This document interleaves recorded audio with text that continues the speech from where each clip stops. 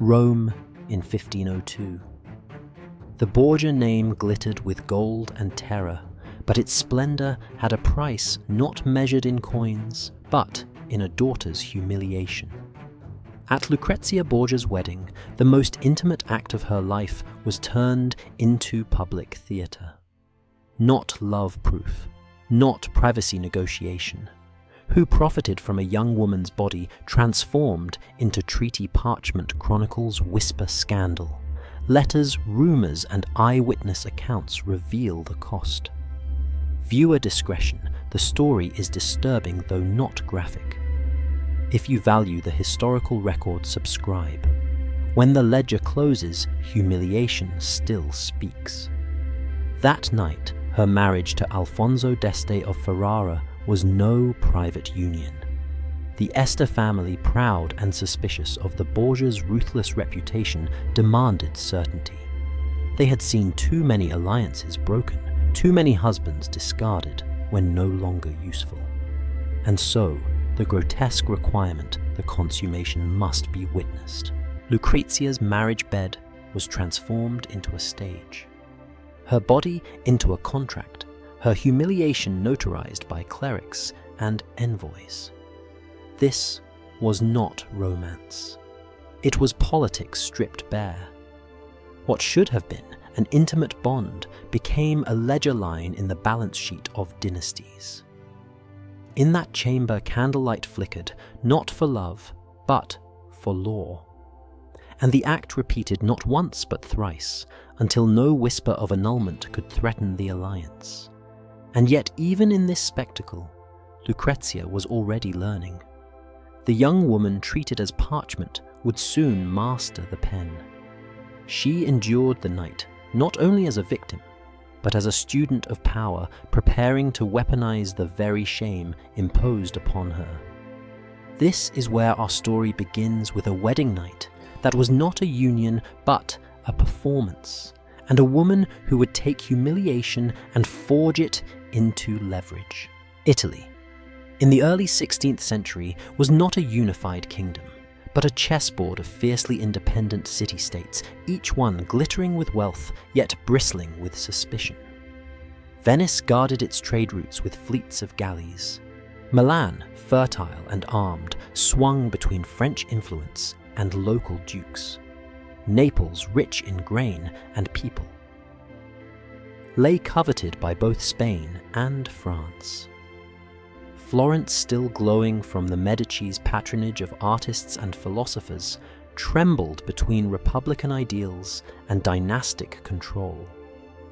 At the center of this tangled web stood the Papal States, ruled not by saints, but by princes in holy robes. The papacy was both throne and altar, and its power extended beyond prayer.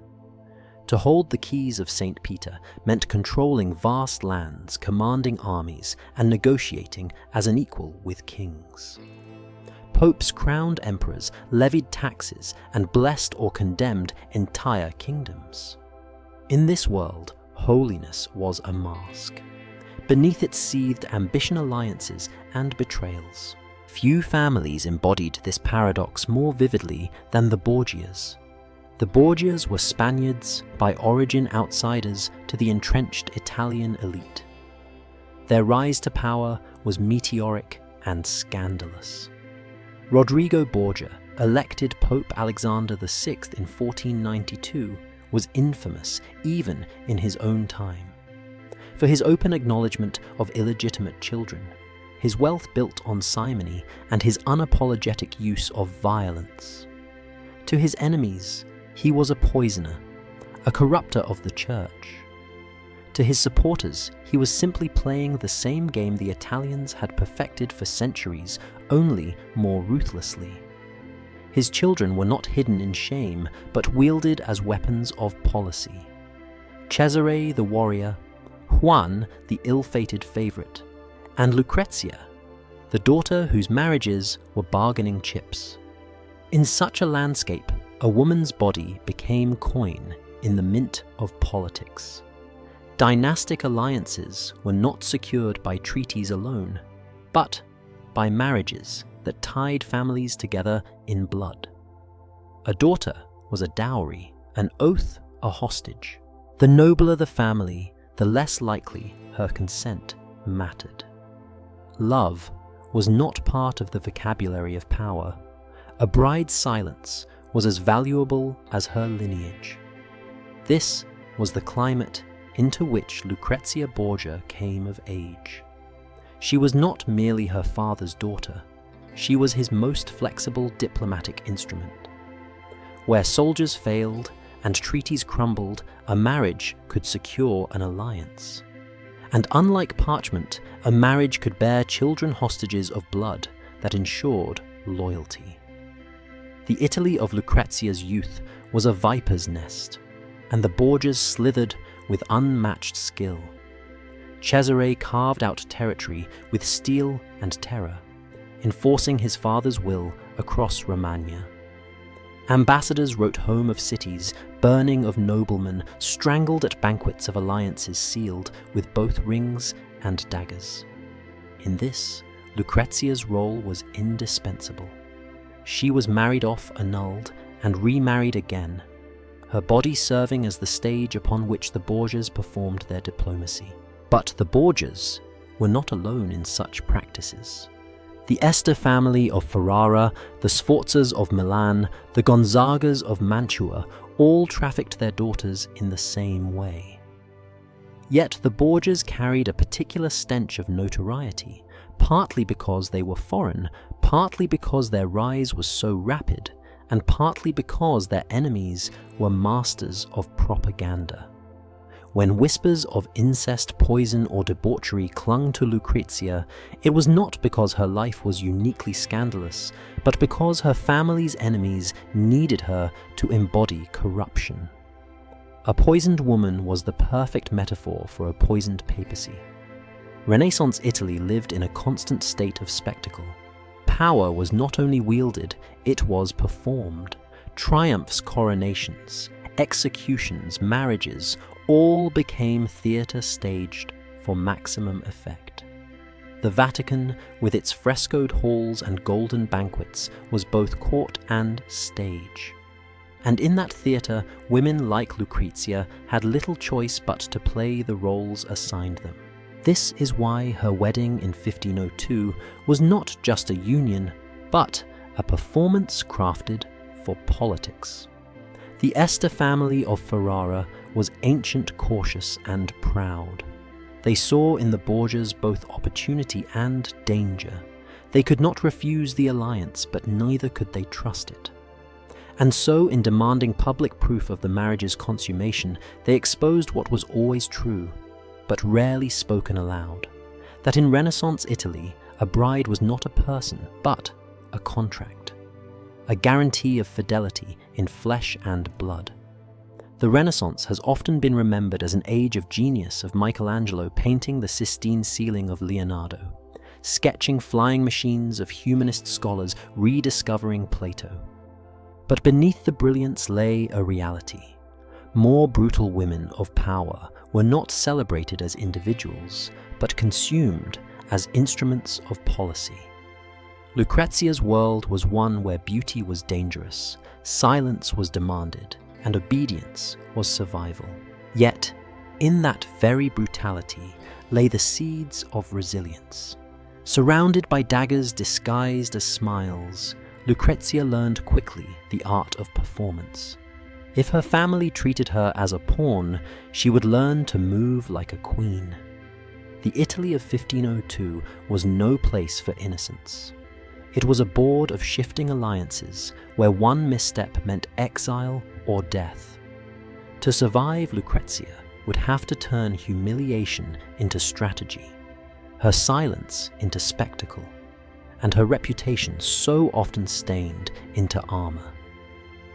In the glittering yet treacherous world of Renaissance power, Lucrezia Borgia stood at the crossroads of scandal and survival. And as her marriage to Alfonso d'Este loomed, she would be thrust once more into the theatre of politics, her body and her name, the currency of her family's ambition. Lucrezia Borgia's life was never truly her own. From the moment she was born in 1480, she was destined to be more than a daughter. She was a diplomatic instrument in the hands of her father Rodrigo Borgia and her brother Cesare. To the outside world, she was gilded in silk and jewels. To her family, she was parchment inked with contracts and sealed with marriages. Her childhood was not an ordinary one. Raised in the papal palace after her father became Pope Alexander VI, she was surrounded by splendor, but also by whispers.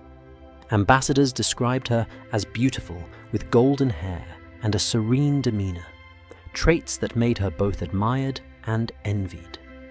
Yet the same reports noted what they considered more dangerous: her obedience. She was too compliant, too willing to submit to her family's will. For the Borgias, this was not weakness, it was usefulness. A daughter who did not resist could be moved across the chessboard without friction. Her first marriage was arranged before she turned 14. Giovanni Sforza, Lord of Pesaro, and cousin to the powerful Milanese family, was chosen as the groom.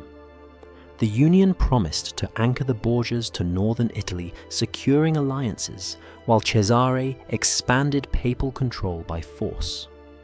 At first, the marriage served its purpose. But politics shifted quickly, and when Giovanni's usefulness waned, Lucrezia's vows became disposable. The annulment was a masterpiece of cruelty. Pope Alexander claimed the marriage had never been consummated because Giovanni was impotent. To humiliate a proud nobleman with such an accusation was deliberate. The truth was irrelevant. The lie served the Borgia's needs. For Lucrezia, the cost was personal. A young girl was paraded before Europe as the wife of a man unable to perform her purity, transformed into a weapon against him. She was left in the awkward position of being both publicly married and publicly untouched. Barely recovered from this disgrace, she was married again. This time to Alfonso of Aragon, a young noble tied to the Neapolitan royal family. The marriage, at least at first, seemed kinder. Accounts suggest that Alfonso and Lucrezia shared genuine affection, even tenderness rare in their world. But affection was not enough to protect him from politics. Cesare Borgia. Her brother saw the alliance with Naples as a threat to his ambitions. In 1500, Alfonso was attacked on the steps of the Vatican and brutally wounded. Though he initially survived, Cesare ensured his death by ordering him strangled as he lay recovering. Lucrezia was devastated. The woman painted by her enemies as a scheming poisoner was, in this moment, simply a widow. At 19, grieving a man she may have truly loved. Yet her grief was not private. It was spectacle. Rome watched her every tear, interpreting them as either proof of innocence or performance of guilt. Was she complicit? Did she secretly approve? Or was she just another casualty of her family's ruthless ambition? Historians still debate, but the truth may be simpler. Lucrezia had no choice. These two marriages, one annulled in humiliation, the other ending in blood, shaped her reputation across Italy. To her enemies, she was dangerous, the smiling face of Borgia corruption. To others, she was pitiable, a pawn caught in her family's games. Both images contained truth, and neither granted her full humanity. Yet, these experiences also forged resilience. Lucrezia learned that silence could be more powerful than protest. She mastered the art of composure of writing letters that revealed nothing but conveyed everything. When her name was dragged through rumor, she endured. When her marriages crumbled, she survived. She became adept at walking the fine line between complicity and victimhood, ensuring that no matter the scandal, she remained indispensable. By the time of her marriage to Alfonso d'Este in 1502, Lucrezia was no naive bride. She had already been discarded once and widowed once. She had endured humiliation, witnessed murder, and learned that in the world of dynasties, survival required performance. She entered Ferrara not only as a bride, but as a woman tempered by fire. The Este family may have thought they were marrying a scandal, but they were also receiving a woman who knew how to turn scandal into armor. Her transformation from a pliant daughter into a calculating survivor was not sudden. It was the result of years of betrayal and loss. The girl who had once wept in silence became the duchess, who would smile through whispers. Her body might have been used as treaty parchment, but her spirit, quiet, observant, enduring, was learning to write her own script. And so, when the Este family demanded public proof of her marriage's consummation, Lucrezia knew humiliation well. She had lived it before, but this time she would turn it into something more, a tool for power, a stage. She could command.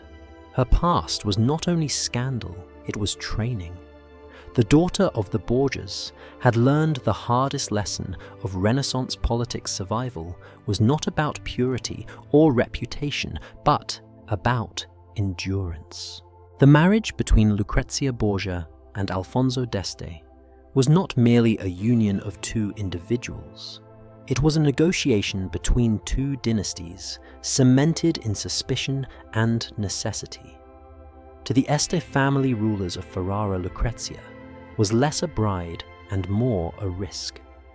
The Borgias were infamous ambition, cloaked in papal robes, whispers of poison clinging to their name. For Ferrara, aligning with such a family promised both wealth and danger. If the match succeeded, the Este could secure papal favor and protect their duchy. If it failed, they might find themselves ruined, trapped in the shadow of Rome's most notorious clan. Ferrara's suspicion ran deep. The Este family did not trust the smiling face of a Borgia daughter. They had seen how Lucrezia's first husband had been discarded and how her second had been murdered. For them, history was not an abstraction, it was a warning. And so they demanded certainty. This marriage would not rely on faith, on polite assurances of fertility or potency. It would be proven in flesh, witnessed by envoys and notaries. The spectacle began with grandeur.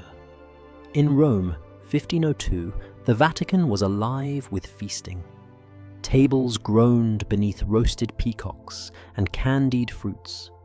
Wine flowed in fountains, musicians played beneath painted ceilings, and dancers spun in celebration. Outwardly, it was a triumph. A pope marrying his daughter into one of Italy's oldest houses was a show of strength. Yet, beneath the silk and music lay a darker truth. The feast was only a prelude to a test of the bride. For hours, the celebration glittered with Renaissance extravagance. Guests recited verses, poets offered praises, and the hall smelled of spiced meats and smoke. Lucrezia herself sat radiant, her gown embroidered with gold thread, her hair braided with jewels. To many, she seemed the picture of grace, the perfect duchess to be. But she knew, as did everyone present, that the true judgment would come after the music faded. When the time arrived, the atmosphere shifted. The laughter quieted, the torches dimmed. The couple was not led to a private bridal chamber, but to a room deliberately staged. Curtains were parted just enough to allow select witnesses to peer inside. Alfonso d'Este, heir to Ferrara, and Lucrezia Borgia, daughter of the Pope, were placed on display. The Este family demanded proof not only of consummation but of its repeatability. There would be no whispers of impotence, no chance of annulment later. It was a grotesque inversion of intimacy. What should have been private tenderness was transformed into political theatre. Notaries stood ready to record what occurred as though signing a treaty. Clerics looked on their faces, half averted, their eyes sharp. This was not about passion or desire, it was about evidence.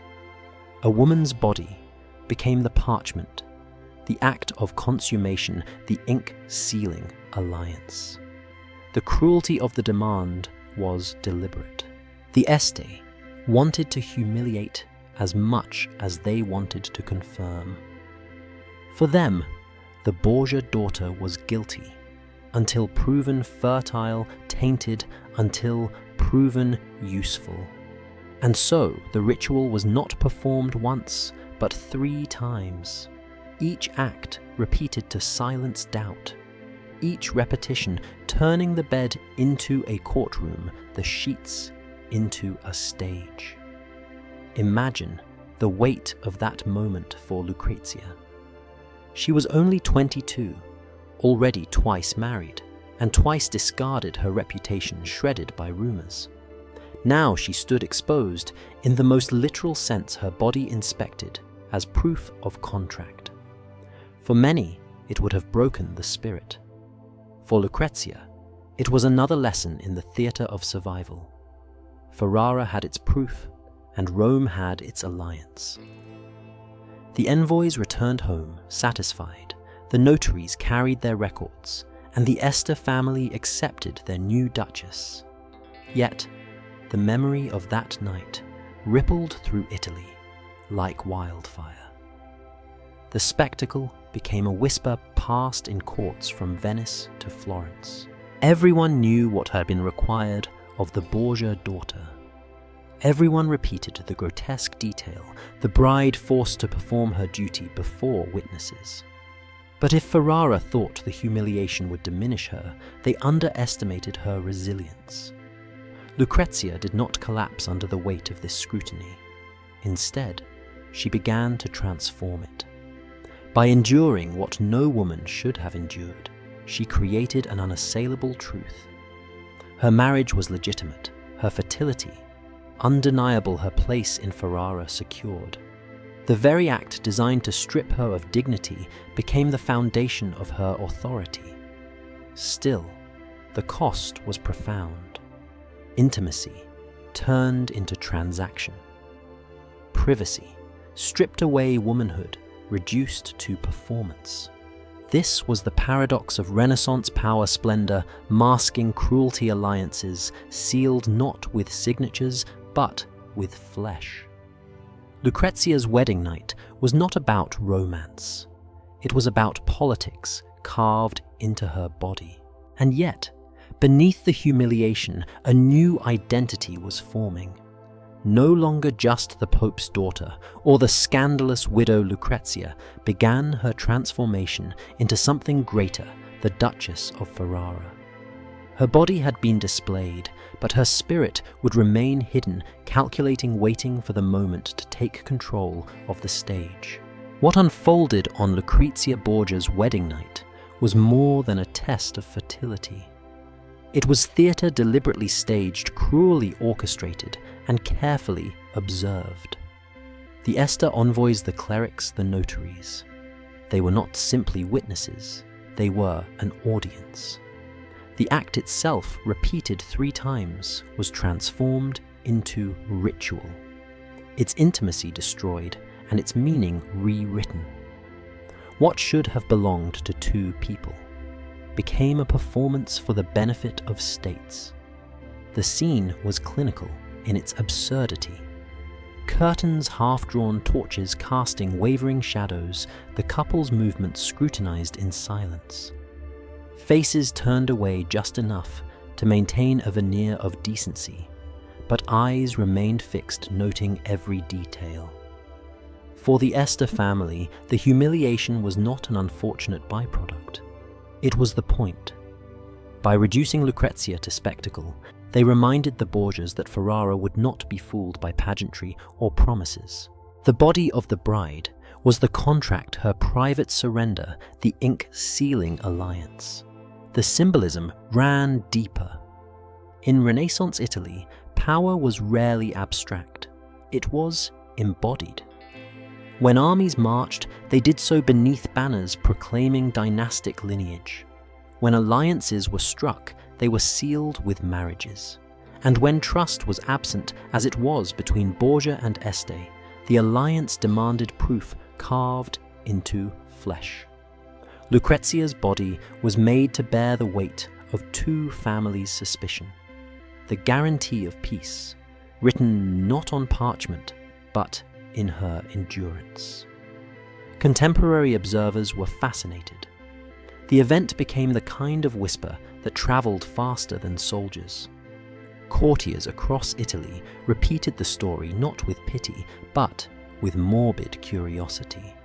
They spoke of the act as though it were a ritual of state, a grotesque inversion of sacrament. Some compared it to the way contracts were signed before notaries. Others remarked that it resembled trials with Lucrezia, as the defendant her body called to testify. Even the repetition of the act 3 times in succession was interpreted as a legal safeguard, as though intimacy could be notarized through redundancy. In this transformation, a woman's body became parchment. Bedclothes became ledger, and witnesses became archivists of humiliation. To call it political theatre is not metaphor, but reality.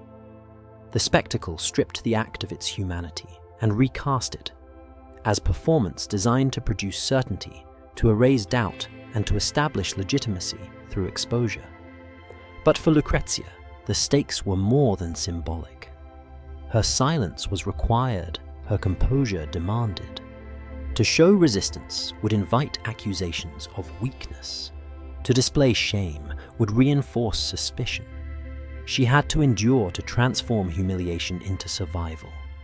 And endure she did. In doing so, she demonstrated the very resilience that would later define her rule. Where others saw degradation, she would learn to see leverage. The cruelty of this ritual illuminates how deeply Renaissance politics fed upon spectacle. Violence was not only inflicted on battlefields, it was performed in ceremonies, embedded in rituals woven into marriage contracts. Power was displayed through domination, whether over cities or over women's bodies. The Este envoys did not merely confirm consummation, they consumed it, turning intimacy into evidence.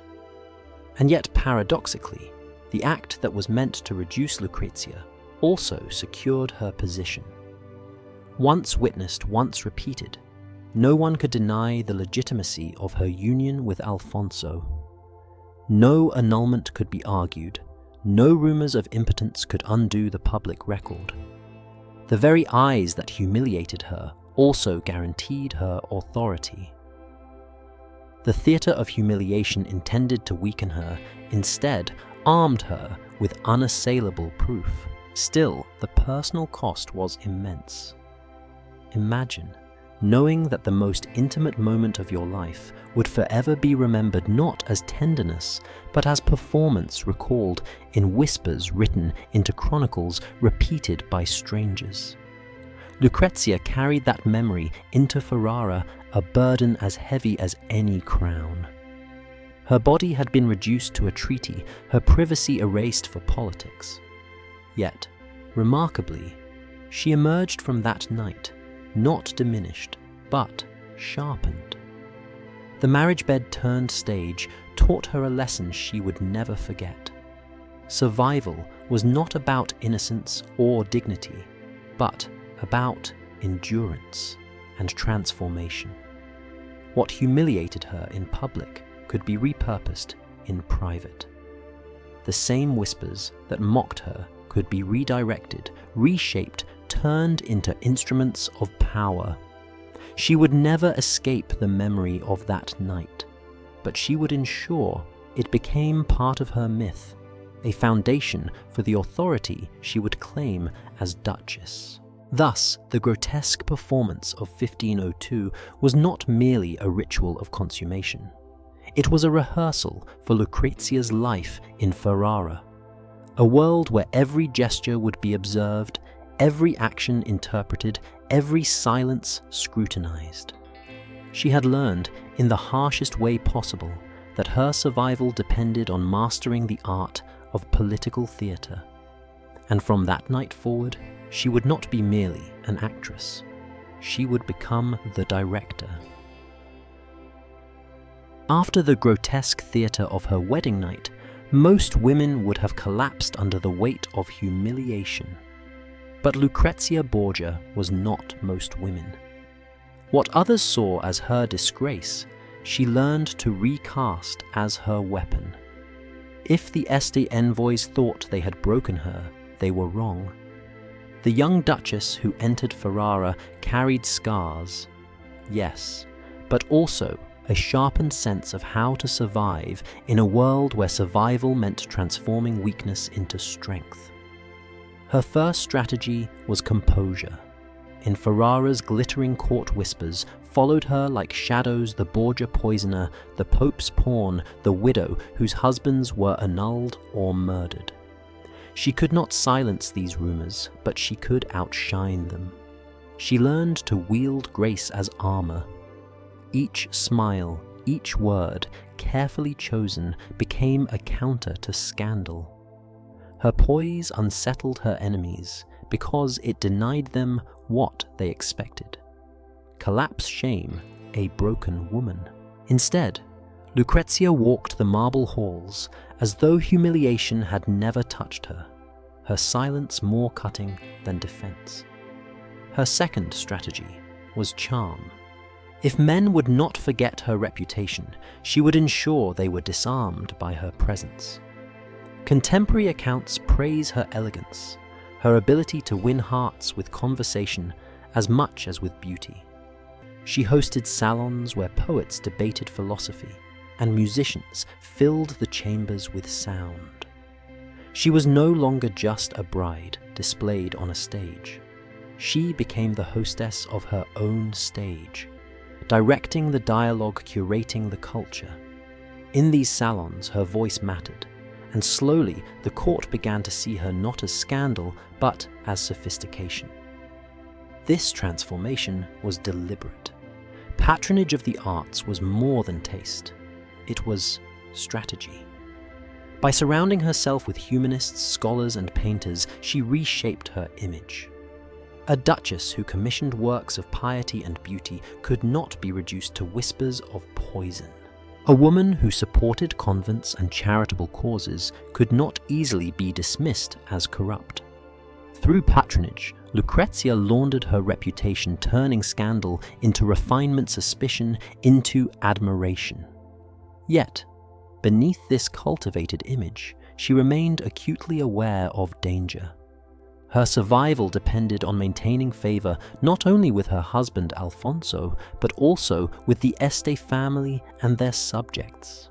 She could not afford to alienate those who doubted her.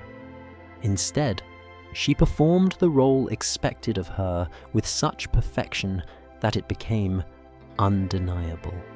She embodied dignity, piety, and devotion, all while concealing the steely calculation that guided her every move. In this sense, Lucrezia weaponized performance itself. She had learned from Rome that humiliation could be endured if it was transformed into spectacle. Now in Ferrara, she perfected that lesson by turning her life into a performance of grace. She gave the court what it wanted to see, and in doing so, controlled the script. Every banquet, every salon, every act of charity was another scene in the play she directed. The whispers did not vanish overnight. They lingered, as whispers always do, fueled by rivalries and jealousies. But over time, they lost their sting. Guests left her salons remarking not on the scandal of her past, but on the brilliance of her presence. Artists and poets praised her as a muse. Scholars courted her patronage. Slowly, Ferrara began to accept her not merely as a Borgia daughter, but as their duchess. This survival strategy was not without cost. To live as performance meant suppressing the rawness of grief, the ache of memory, the anger at betrayal. But Lucrezia understood that survival was not about freedom, it was about endurance. She did not need to be untouched by humiliation.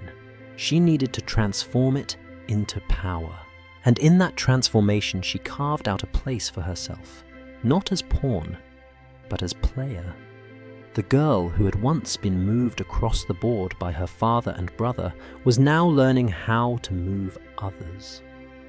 She had taken the lesson of her wedding night that the body could be turned into contract, that humiliation could be spectacle, and inverted it. No longer simply the actress, she had become the director of her role. The survival strategy she honed in Ferrara would not only secure her place as duchess, but would eventually reshape her legacy. If survival had been Lucrezia Borgia's first lesson, in Ferrara governance became her second.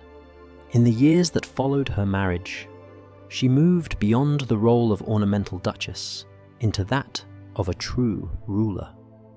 The transformation astonished her critics. The very woman once paraded as a pawn of papal ambition began to embody a new image: La buona duchessa, the good duchess, beloved of Ferrara's people. Her husband Alfonso d'Este, often away on campaigns or hunting in the countryside, left long stretches of governance in her hands. It was in these absences that Lucrezia revealed her capacity for leadership. She issued decrees, managed revenues, and arbitrated disputes with a balance that surprised even seasoned courtiers. Reports from the time note her fairness, her calm judgment, and her ability to listen. The duchess, who once had no control over her own fate, now held sway over the daily lives of Ferrara's citizens. Patronage remained central to her strategy. Ferrara blossomed under her cultural vision. She supported poets like Ludovico Ariosto, whose Orlando Furioso would become one of the masterpieces of the Renaissance. She welcomed musicians who filled the Este court with innovations in song and painters whose canvases adorned Ferrara's churches and palaces. Each act of patronage was not only generosity, but also power proof that the Duchess was shaping Ferrara's cultural soul. Her piety deepened this influence. Lucrezia invested in convents not only as spiritual centers, but also as safe havens for women. These projects signaled her devotion while extending her political reach, binding Ferrara's religious communities to her. Unlike in Rome, where scandal and intrigue tainted every gesture in Ferrara, her actions carried sincerity. She crafted an image of a duchess, both cultured and devout, blending refinement with sanctity in a way that reassured allies and silenced detractors. This balance was delicate. She knew the power of image. To the Este court, she presented herself as the model noblewoman, chaste, charitable, dignified. To scholars and artists, she wore the enlightened patron who made their work possible. To the people, she became the merciful duchess who cared for their city. In each sphere she performed the role required, yet beneath the mask was the same calculating mind that had once endured Ferrara's cruel test of loyalty. And slowly, something extraordinary happened. The identity of Borgia began to fade. Where once every whisper had tied her to the sins of her father and brother, now her name evoked Ferrara, not Rome. She was no longer primarily the Pope's daughter, the sister of Cesare. she was Duchess Lucrezia, a figure who belonged to Ferrara's history. By embodying grace, governance, and generosity, she rebranded herself so thoroughly that even her enemies were forced to acknowledge her role. This transformation was not effortless. Rumors lingered, enemies circled, and memories of scandal never entirely disappeared. But reputation in Renaissance Italy was not erased, it was overwritten. And Lucrezia Borgia, through years of patience and carefully cultivated power, overwrote hers. The woman once derided as pawn and poisoner became the Duchess, whose rule brought stability, whose patronage brought culture, and whose faith brought legitimacy. Ferrara, once wary of its dangerous bride, now embraced her. The title Good Duchess was not simply a courtesy. It was an acknowledgement that Lucrezia had transcended her role as bargaining chip to become a figure of authority and respect. In doing so, she demonstrated that survival was not only about endurance, but also about transformation. The pawn had not only become a player, she had become a ruler. For all the splendor of Ferrara, for all the praise that crowned her, as La Buona Duchessa, one question has never ceased to haunt historians. What did Lucrezia Borgia truly feel behind the mask? The surface was luminous letters written in elegant Latin decrees, signed with grace. Appearances in court where her poise never faltered. But beneath this carefully staged theatre of dignity and devotion lay a silence so impenetrable that even today it resists our attempts to pierce it. Her letters, preserved in archives across Italy, offer tantalizing glimpses, but never confessions. They are models of calculation polished to reassure allies, flatter scholars, or soothe distant correspondents. In them, she is serene, devout, and dutiful. Rarely, if ever, do they betray anger, resentment, or bitterness. Was this restraint the result of genuine acceptance of her role? Or was it the perfected art of self-concealment learned from years of being used as a political token? The cost of survival in Renaissance Italy was high, especially for a woman in her position. To endure humiliation first annulled marriages, then the grotesque public consummation in Ferrara, and then to emerge as a respected duchess required a kind of mental armor. Some contemporaries described her as unusually calm, even detached. Perhaps this was resilience. Perhaps it was numbness. We cannot know for certain, but what is clear is that silence became her most powerful weapon. Silence gave her flexibility, by refusing to let the world glimpse her inner life. Lucrezia allowed others to project onto her whatever they needed to see. To the Este family, she appeared the loyal, fertile duchess. To poets, the patroness of art and intellect. To the devout, a model of piety. To her enemies, silence denied them the satisfaction of scandal. Yet such silence must have weighed heavily. The cost of always performing, of always curating the self, was the erasure of private truth.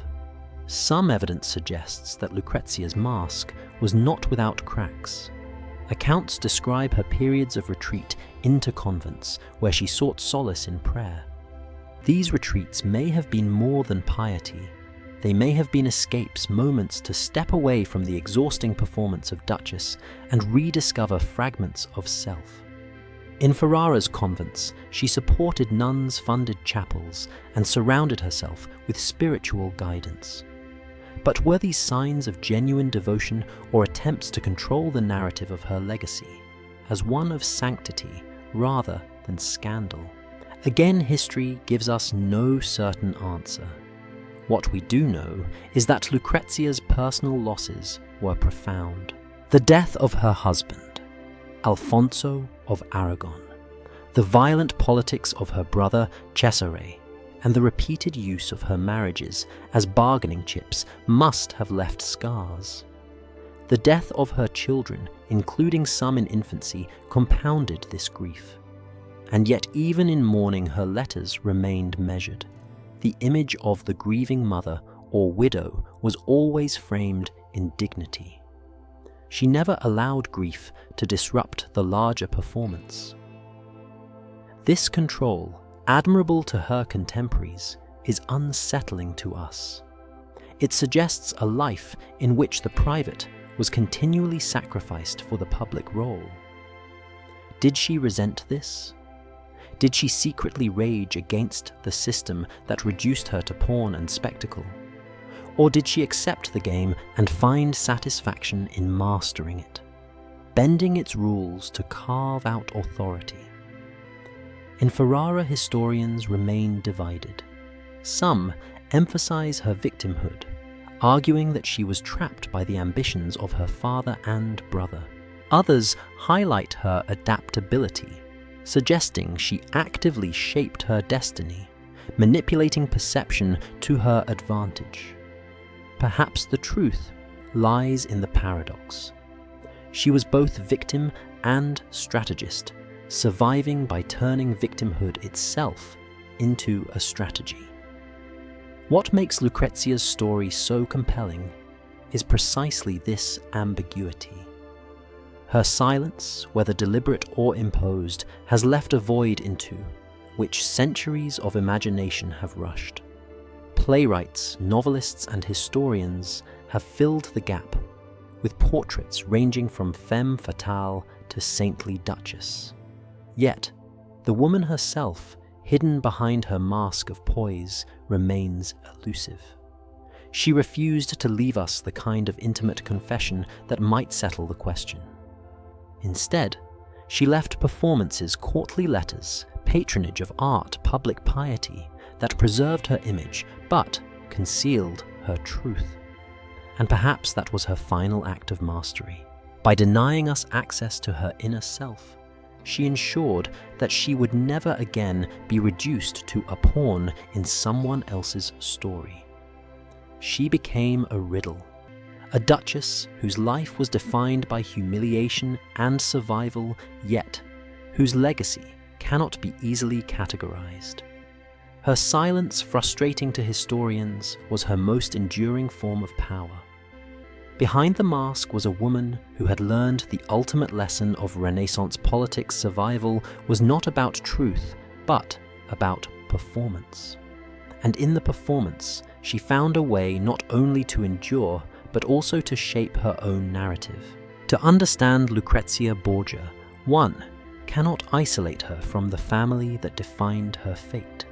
The Borgias were not merely her background. They were the engine of her life's trajectory, the architects of both her power and her humiliation. To many Italians of the Renaissance, the very name Borgia conjured images of poison, betrayal, and naked ambition. Pope Alexander VI, her father, and Cesare Borgia, her brother, stood at the center of this web of power, and Lucrezia was both their instrument and their shield. Pope Alexander VI, born Rodrigo Borgia, was a man whose papacy blurred the line between the sacred and the profane. His reign was infamous for nepotism, corruption, and his unapologetic use of family ties to consolidate power. He elevated his children to positions of influence, brazenly acknowledging them in an age when popes were expected to embody celibacy. To Rodrigo, the papacy was not merely a spiritual office, but a throne from which the Borgia dynasty could rival kings and emperors. Every alliance, every marriage, every calculated scandal was part of this design. Cesare Borgia, meanwhile, embodied the ruthless military arm of the family. Abandoning the cardinalate, he donned armor and carved out principalities with the sword. Machiavelli himself, in The Prince, would later hold him up as a model of cold efficiency, a man who combined cruelty with calculation to secure and expand power. But Cesare's ambition came at a price. His campaigns drenched Italy in blood, and his name became synonymous with fear. Into this whirlwind was thrust Lucrezia. For her father and brother, she was a bargaining chip of immense value. Her beauty, her lineage, and her ability to bear heirs made her a currency with which the Borgias could purchase alliances. Her first marriage to Giovanni Sforza tied her to one of the most powerful dynasties in northern Italy, until Cesare decided the alliance no longer served its purpose. The marriage was annulled on the grounds of Giovanni's impotence, a humiliation designed to protect Lucrezia's reputation while discrediting her husband. The charge was almost certainly fabricated, but it served the family's needs. Her second marriage to Alfonso of Aragon was equally political, meant to cement ties with the Kingdom of Naples. For a brief time, Lucrezia seemed genuinely happy with Alfonso, who by some accounts offered her kindness in a world of cruelty. But political winds shifted. Naples became less useful to the Borgias, and Alfonso soon found himself the victim of a brutal assassination, almost certainly orchestrated by Cesare. His murder, stabbed on the steps of the Vatican and later strangled in his bed, was a reminder to Lucrezia that her affections mattered little compared to family ambition. Her grief was private. Her role as political pawn remained public. The pattern was clear. Lucrezia was not permitted the luxury of personal choice. She was the bridge between dynasties, the living seal on treaties her father and brother designed. Her body was the parchment upon which the Borgias wrote their ambitions. And yet her participation gave those ambitions a legitimacy they otherwise lacked. Without Lucrezia's marriages, the Borgia family would have struggled to weave themselves into Italy's dynastic fabric. Through her, they gained a foothold in Ferrara-Sforza territory and Aragonese Naples. To outsiders, this constant use of Lucrezia as a pawn fed rumors that her role within the family extended even further into scandalous realms. Whispered accusations of incest between Lucrezia and her father or brother circulated widely, though most historians today regard these as slanders, manufactured by enemies eager to stain the Borgias with maximum disgrace. Whether true or not, the rumors reveal how closely her identity was tied to the family's aura of corruption. She was not seen as her own person, but as the female extension of Borgia infamy. Yet, here lies a paradox. While Lucrezia was undeniably exploited by her family, she also benefited from their audacity. Without Rodrigo's papacy or Cesare's campaigns, she might have remained a minor noblewoman, her name lost to history. Instead, she became Duchess of Ferrara, presiding over one of Italy's most refined courts, a figure remembered across centuries. The very family that imprisoned her in humiliation also propelled her into a position where she could reinvent herself. The Borgia's reputation for poison, whether literal or metaphorical, was inescapable. Stories of banquet cups laced with death and rings concealing toxins became part of the mythology. While much of this was likely exaggeration, the symbolism was powerful. The Borgias were seen as masters of secret death that feared not only for what they did openly, but for what they might do in shadows. Lucrezia's proximity to this aura meant that even when she sought to cultivate virtue in Ferrara, whispers of poison followed her. Was her charm genuine, or was it the velvet glove of a family known for daggers? Her role as a daughter of poison and power reveals the cruel dynamics of Renaissance politics.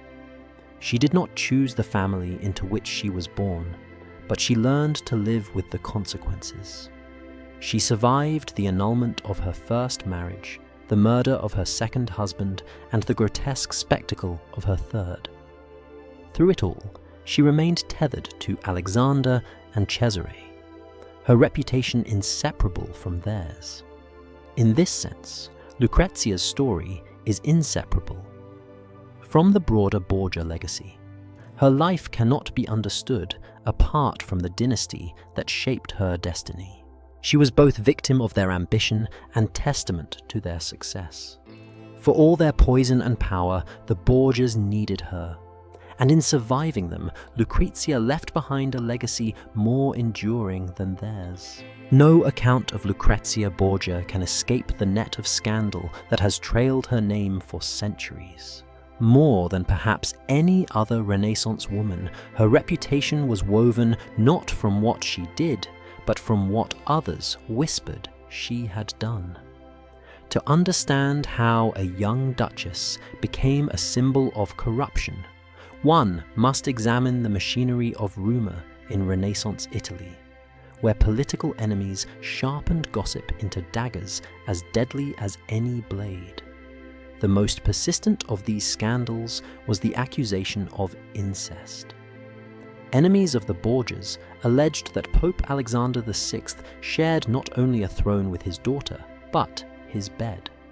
Others claimed that Cesare Borgia, her ruthless brother, treated Lucrezia as more than a sister. These rumors spread quickly, repeated in letters, chronicles, and foreign courts. Whether whispered in Rome's alleys or proclaimed in Florence's salons, the insinuation was always the same: the Borgias had transgressed the ultimate boundary. Yet historians today recognize how useful these charges were to rivals who despised the family's rise. Incest was the most potent stain, impossible to disprove, unforgettable once uttered. Poison was the second shadow, clinging to her name.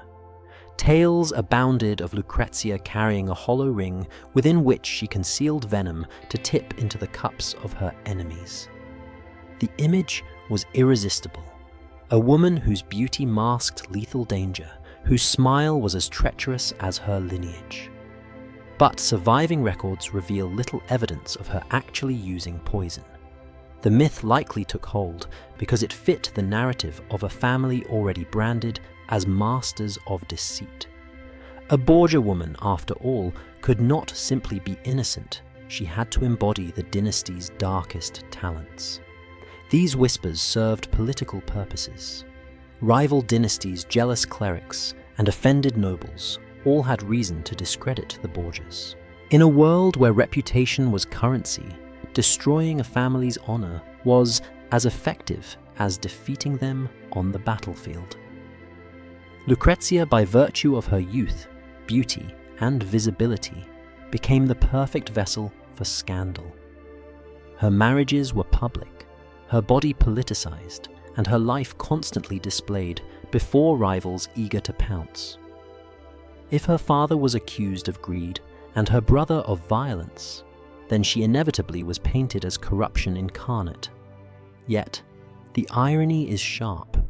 While men around her plotted assassinations, ordered murders, and seized cities, it was Lucrezia who became the symbol of immorality.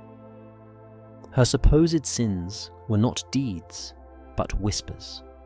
She was accused not because she wielded daggers, but because her very existence within the Borgia machine made her suspect. In this way, Renaissance misogyny amplified political hostility. A woman's reputation could be destroyed with a rumor, and in the case of Lucrezia, entire pamphlets and chronicles reveled in doing just that. Still, some accounts complicate this image. Letters survive in which ambassadors describe her grace, her warmth, her ability to charm both nobles and commoners. Venetian envoys praised her dignity. Ferrarese subjects lauded her generosity. To those who saw her govern, she was no poisoner, but a stabilizing presence. How then can one reconcile these images, the devout duchess and the rumored femme fatale? Perhaps the answer lies not in truth or falsehood, but in performance. Lucrezia lived in a world where reputation was crafted as carefully as a stage play. Her rivals scripted her as villainous. Her supporters painted her as saint. The reality likely lay between, but history remembers the louder voices. Consider the case of her second husband's murder. Alfonso of Aragon's death was brutal, and public almost certainly orchestrated by Cesare. Yet, Lucrezia bore the shame. Whispers suggested she had lured her husband into a trap, that she conspired in his killing to clear her path to Ferrara. The logic was cruel but effective. If Cesare was guilty, Lucrezia must be complicit. Silence, her greatest survival tool, was twisted into evidence. Her lack of protest was read as proof. The fascination with her scandal extended beyond politics into literature. Poets and playwrights seized upon the image of the Borgia daughter as archetype, the dangerous woman, the seductress with poison at her lips. Centuries later, romantic writers would revive her as a figure of Gothic allure, a woman whose beauty carried doom.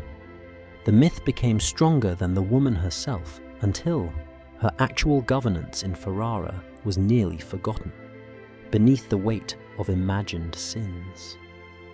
And yet even within these whispers, a pattern emerges. Lucrezia was never allowed to be ordinary. She was either angel or demon, never simply human. The rumors that surrounded her say as much about the anxieties of Renaissance society as they do about the Borgias. A powerful woman tied to the papacy, yet visible in secular courts, unsettled a world that demanded female silence. Better then to frame her as corrupter, poisoner, or temptress than to admit she was a capable duchess navigating treacherous waters. What remains remarkable is her endurance. Despite the endless scandals, she forged a respected role in Ferrara, reshaping her legacy.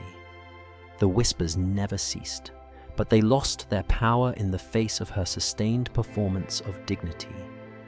In this, Lucrezia achieved a quiet victory not by silencing the rumors, but by outlasting them. Among the many marriages and alliances that charted Lucrezia Borgia's path, one stands apart, not because it ended differently, but because it seemed for a brief moment to offer her something genuine. That marriage was to Alfonso of Aragon, Duke of Bisceglie, nephew of the King of Naples.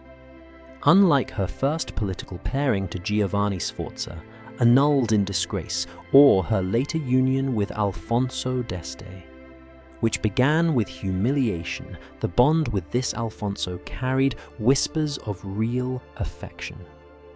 In the cold calculus of Borgia politics, that fleeting warmth made the outcome all the more tragic. When Lucrezia married Alfonso of Aragon in 1498, she was barely 18. Rome buzzed with spectacle. The daughter of the Pope and the young Neapolitan prince presented themselves as a dazzling couple, the perfect union of papal ambition and southern royalty. Observers noted their youth, their beauty, the tenderness with which they regarded one another. Some chroniclers even allowed themselves the rare word love, an indulgence seldom associated with Borgia alliances. For a short span, Lucrezia seemed not only a pawn, but a woman who had won something for herself. Yet, politics never rested. Naples' position as a kingdom, perpetually tugged between French and Spanish influence, made it an unstable ally for the Borgias. As Cesare Borgia's ambitions expanded, his need for French support grew more urgent, and the Neapolitan alliance became an obstacle rather than an asset.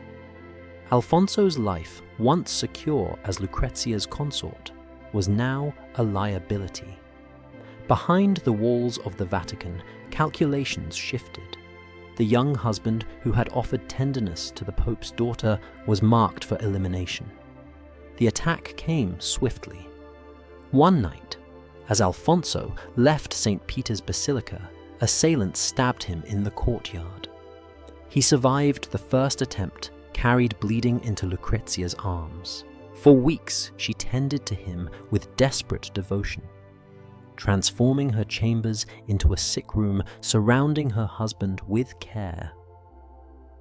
Her letters from this period, though sparse, suggest anguish and hope, pleas to God for his recovery gestures of affection that reveal a rare glimpse of the human heart beneath her political role. But Cesare Borgia was relentless. Recovery threatened to undo the family's plans. To leave Alfonso alive meant leaving a potential obstacle in place. And so, while the young man lay recuperating, assassins struck again. He was strangled in his bed, his life ended by hands acting almost certainly on Cesare's orders. The murder was public enough to send a message. Alliances could be undone with as much violence as they were made. Lucrezia, widowed and shamed, had no voice in the matter. For her, the loss was devastating, not only because of affection, but because of the humiliation it carried. Rome whispered that she had known of the plot, that her silence had been complicity. Once again, her body, her marriage, and her grief became material for rumor. Whether she wept in private or steeled herself in public, the narrative was controlled by others. The young bride who had seemed for a moment to escape her role as pawn was thrust back into it with merciless force. The death of Alfonso of Aragon hardened Lucrezia. In its aftermath, she withdrew from Rome, retreating to Nepi and then Spoleto, where she briefly governed. These interludes, though small in scale, gave her practice in administration and glimpses of a different kind of life, one where she could direct rather than be directed. Grief became a crucible. The tenderness she had known with Alfonso could not be revived, but the resilience it demanded would serve her in Ferrara years later. Modern historians debate the depth of her feelings for Alfonso. Some suggest genuine affection, even love. Others argue that her devotion was another performance, a survival tactic to mask her brother's cruelty. Yet, whether or not her heart was truly his, the pattern of loss is undeniable. Each marriage bound her to a man chosen by her family, and each ended in disgrace, annulment, or murder. Each time she emerged scarred but unbroken, forced to adapt to a world that denied her choice. The memory of Alfonso's murder haunted her later reputation. In Ferrara whispers resurfaced the duchess, whose husband had been strangled by her brother, the Borgia bride, who smiled too serenely for a widow. These rumors ignored the reality of her grief, flattening her story into the same archetype of poison and complicity. But if we look closely, the tragedy of Alfonso reveals something else. The transformation of a young woman who learned again and again that love was a luxury denied to her. And yet, paradoxically, it was in loss that she discovered her strength. The widow who walked away from Rome in 1500 was no longer the fragile bride of Naples. She was a woman tempered by violence, marked by grief, and prepared to shape her destiny not through love, but through endurance. The death of Alfonso of Aragon was a personal wound, but in history's strange alchemy, it became part of the steel that defined the Duchess of Ferrara. When Lucrezia Borgia arrived in Ferrara in 1502, she carried with her a reputation so blackened by scandal that the Este family had hesitated to receive her at all. Yet, within a decade, her court would be celebrated as one of the most refined cultural centers of Renaissance Italy, a gathering place where poets, scholars, and artists found patronage and freedom. This transformation from scandal-ridden pawn of Rome to patroness of Ferrara was one of her greatest triumphs, and it reshaped how history remembers her. Ferrara itself was unlike Rome. Where Rome was notorious for its corruption intrigue and bloody politics, Ferrara prided itself on cultivation and elegance. Its dukes had long invested in the arts as a display of power, commissioning works that made the city a jewel of the Po Valley. Alfonso d'Este Lucrezia's husband continued this tradition, but it was Lucrezia who breathed new life into it. Drawing from her experiences in Rome, yet seeking to leave its shadows behind, she built a court that was both brilliant and humane. Her salons became legendary. She invited humanist scholars to debate philosophy poets, to recite verses, and musicians to experiment with new forms. Ludovico Ariosto, the great poet of the Renaissance, found inspiration under her patronage, weaving into Orlando Furioso the atmosphere of Ferrara's courtly brilliance.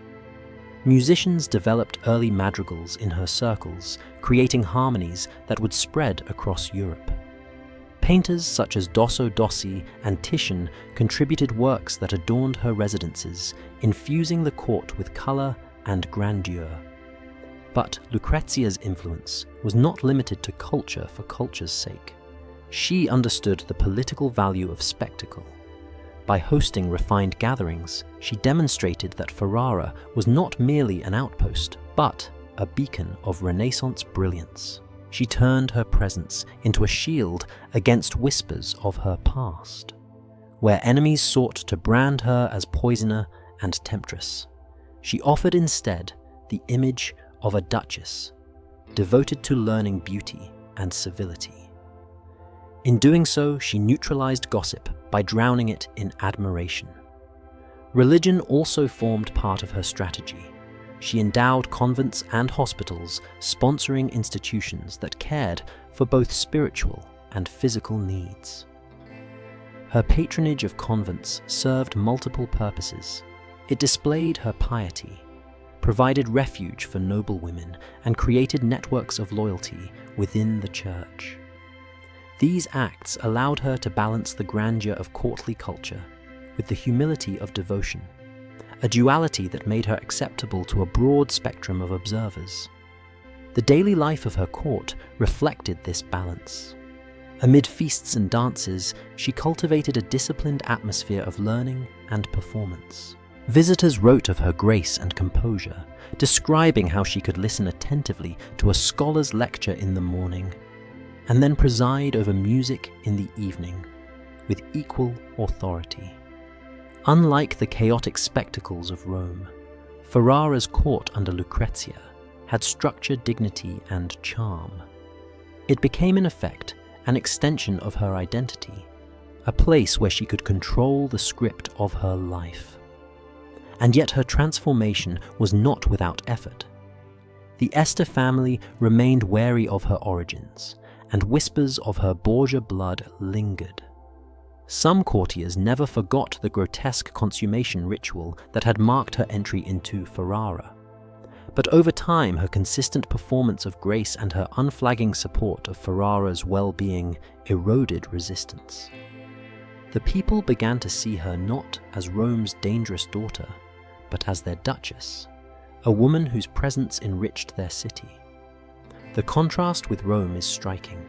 In the Vatican, Lucrezia had been treated as a pawn, a commodity passed between men. In Ferrara, she learned to perform as orchestrator, patron, and governor. She turned culture into politics, art into legitimacy. Her court became a sanctuary where she could wield influence through beauty and intellect, rather than through whispered alliances. By the second decade of the 16th century, ambassadors, who once repeated salacious rumors about her, wrote, instead of her refinement. Letters from Venice and Mantua describe her court as a place of brilliance. Her person has dignified her role as central to Ferrara's prestige. In an age when women were rarely recognized as rulers, Lucrezia managed to carve out a place where her influence could not be ignored. Thus, the court of Ferrara was more than a backdrop to her life. It was her creation, her weapon, and her sanctuary. In its salons and chapels, in its poems and paintings, she redefined herself. The woman who entered Ferrara under suspicion emerged as the duchess who presided over one of Renaissance Italy's brightest courts. Lucrezia Borgia's greatest weapon was not her father's papal tiara, nor her brother's armies, nor even the dazzling courts she built around herself. It was silence. In an age when women were expected to speak little, she turned that expectation into a strategy. Where her enemies filled the air with rumors of incest poison and manipulation, she rarely answered. And in that silence, she constructed authority more enduring than any shouted defense. The paradox was profound. In Rome, silence had been imposed on her. She was not allowed to contradict accusations, not allowed to resist marriages, not allowed to testify in her own defense. But in Ferrara, she chose silence and reshaped it into power. She learned that reputation could be directed not by denial, but by performance. Instead of answering gossip, she appeared in public, draped in dignity, surrounded by poets, clerics, and artists who lent credibility to her image. Every smile, every gesture, every carefully chosen garment became a line in the script she authored. Ambassadors described her presence in language usually reserved for monarchs. They noted her composure, her measured words, her ability to command attention in a room without raising her voice. She rarely issued speeches, but when she did, she spoke with precision, avoiding flourish, yet leaving no doubt about her authority. Silence gave weight to her words, so that each utterance seemed deliberate, heavy with intent. Her letters offer tantalizing glimpses of this strategy. They are meticulously composed, full of courtesy and restraint, even when written in moments of personal crisis. Nowhere do we find the scandalous confessions her enemies imagined. Instead, we see a woman who understood that the written page could outlive her, and so she filled it with nothing her foes could use against her. Where Cesare Borgia's correspondence bristled with threats, and Pope Alexander's with negotiations, Lucrezia's letters glide with careful neutrality, as though she were always aware of unseen eyes reading over her shoulder. Historians debate whether this restraint was survival or manipulation. Was she suppressing her true voice out of fear? Or did she deliberately craft an enigmatic persona that kept others guessing? Whatever her motive, the effect was undeniable. In a world where women's reputations could be destroyed by a single whisper, she endured by refusing to give whispers fuel. Silence, however, did not mean passivity. At court, she was an active presence, hosting salons, governing in Alfonso's absence, and commissioning art that reshaped Ferrara's identity. But she let others do the talking. Poets celebrated her virtue. Ambassadors praised her dignity, and scholars marveled at her refinement. She rarely claimed virtue outright. Instead, she let it be proclaimed on her behalf. It was a masterstroke. Her image became stronger the less she contested it herself. This tactic had precedent in the politics of Renaissance courts. Silence could be a shield in a world where words were easily twisted into weapons.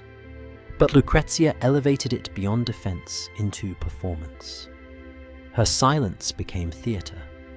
Each pause in her speech, each refusal to respond to insult, invited others to interpret her as dignified, serene, above the chaos of intrigue.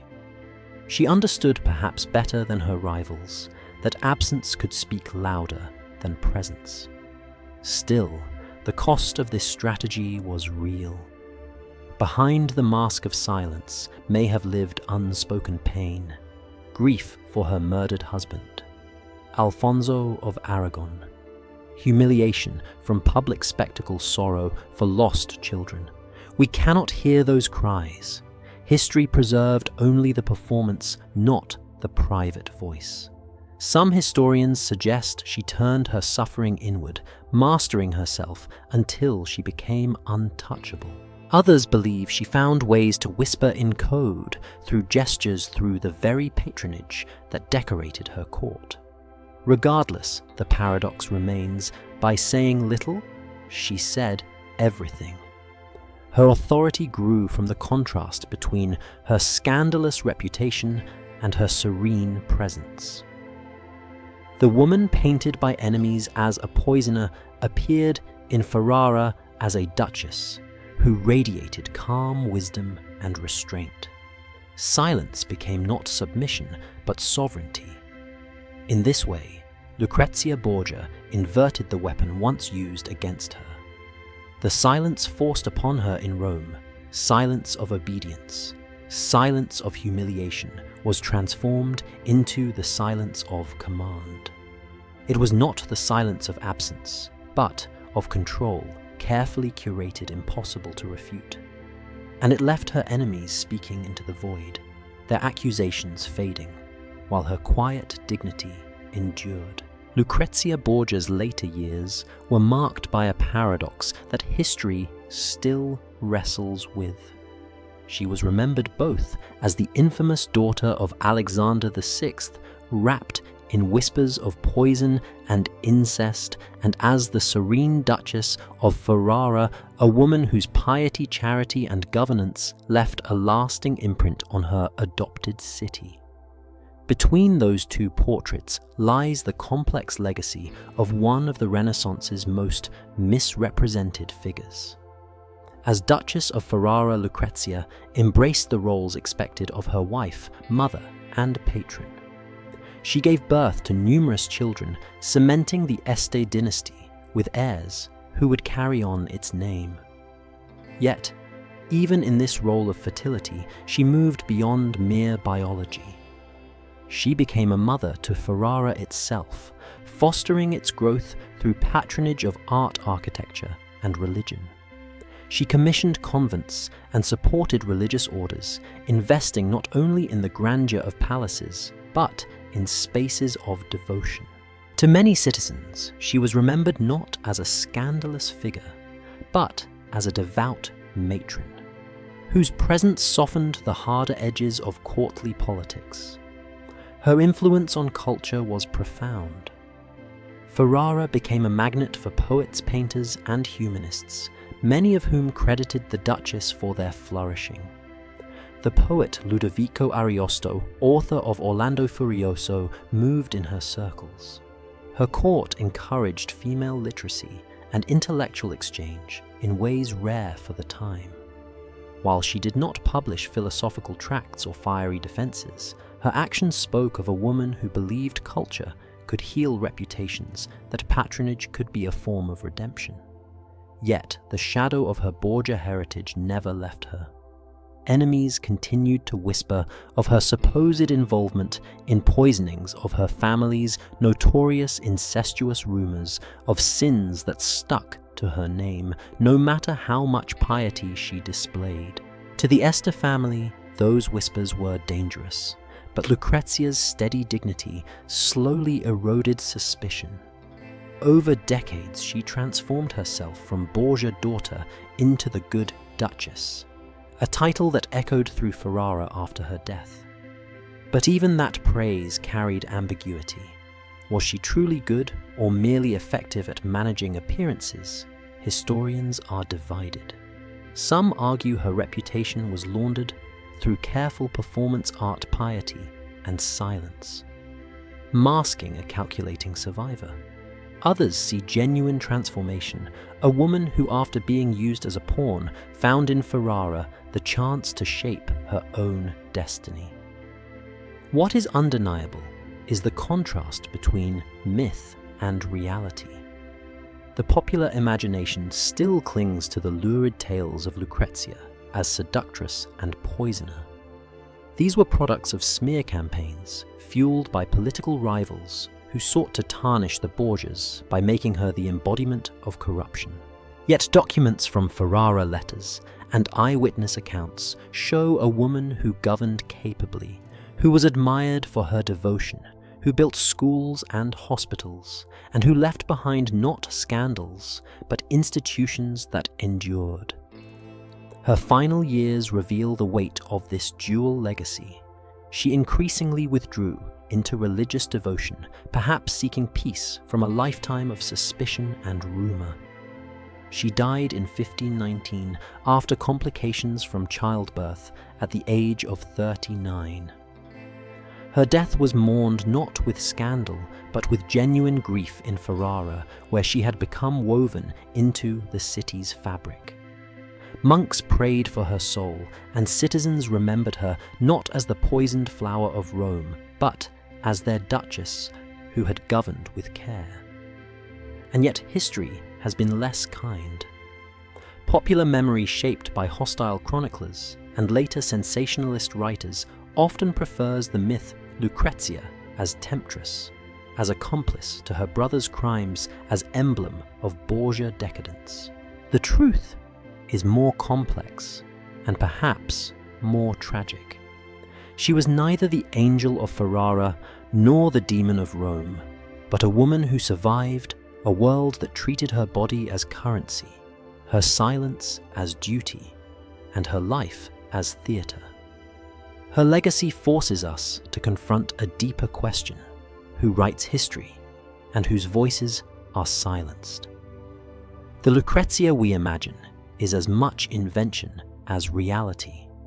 But the Duchess of Ferrara, who governed, who prayed, who quietly reshaped her city, that Lucrezia is real, even if her voice has been smothered under centuries of scandal. In the end, her legacy is this contradiction itself. To some, she will always be a Borgia, a symbol of corruption. To others, she remains the good duchess remembered for charity, dignity, and rule. Both myths tell us as much about the anxieties of her time and ours as they do about the woman herself.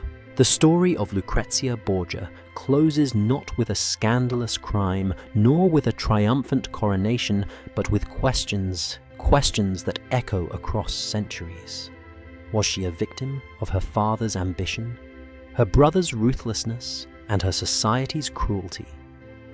Or was she a strategist who mastered the stage she was forced upon, turning humiliation into leverage and silence into power? What we know is fragmentary. The chronicles that condemned her were written by enemies eager to smear the Borgias. The letters she left behind are carefully measured, never confessing, never revealing. Archaeology preserves only faint traces of her world: the palaces she walked, the chapels. She built the paintings she commissioned. The rest is silence. And into that silence, generations have poured their fantasies. And yet even silence speaks. It tells us how women's reputations were weaponized in Renaissance politics, how humiliation could be codified into law, how a wedding night could become a notarial act, and how a duchess could be remembered more for rumors than for governance. Her story forces us to confront the violence of memory itself, how history chooses what to amplify and what to erase. It also forces us to consider parallels. How often are women today judged not by their deeds, but by rumors, whispers, and reputations carefully manipulated by rivals? How often is a woman's body still treated as contract, as commodity, as battlefield for power struggles she did not choose? The tools may have changed, but the dynamics remain hauntingly familiar. Lucrezia's life was shaped by systems designed to silence her, yet she found ways to resist. She reshaped her image through culture, through patronage, through dignity, performed so convincingly that it endured beyond her lifetime. In Ferrara, she left behind schools, convents, and a court, remembered as vibrant with art and intellect, even if history often prefers the myth of poison and corruption. The truth is that her survival was itself a form of defiance. Perhaps that is her greatest legacy. She shows us that history's victims are not always passive. Even within cages, strategies are born. Even in silence, power can be spoken. And even humiliation repeated 3 times on a wedding night can become the foundation of a duchess's throne. The questions remain unanswered and unanswerable. Was she victim survivor or strategist? Perhaps she was all 3 at once. What matters is not settling the verdict, but recognizing that her story still challenges us to ask, whose voices are silenced, whose reputations are destroyed, and whose memory is distorted to serve power? If you value stories that recover the voices of the forgotten, subscribe to this channel. Because when the records fall silent, the questions remain, and it is in those questions that history still breathes.